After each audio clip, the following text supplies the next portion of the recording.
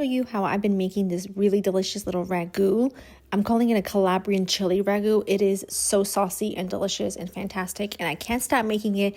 You probably already saw this on IG. I know you saw this if you watched our live that we did recently because I made this there because it's that good.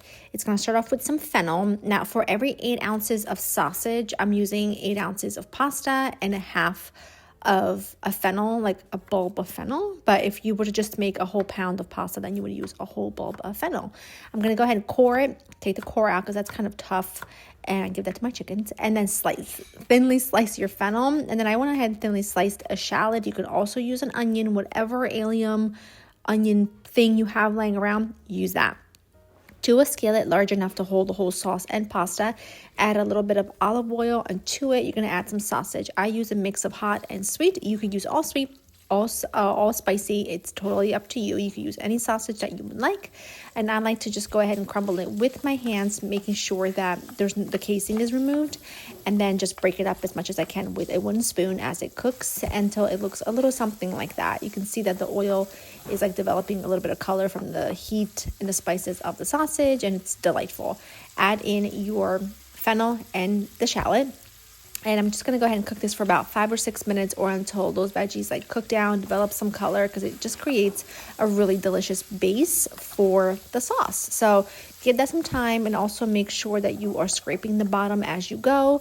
And that way it lifts all those little bits that are stuck there. Add a really good pinch of salt so that every layer is seasoned. And then I use those Calabrian chilies and olive oil. Pause the video to see that. They're my favorite because they not only provide heat, but they provide actual flavor. And I will make sure to leave a link to them in the description down below because they are unmatched. Yes, it's something you have to order if you can't find them in your local grocery store, and yes, they are worth it.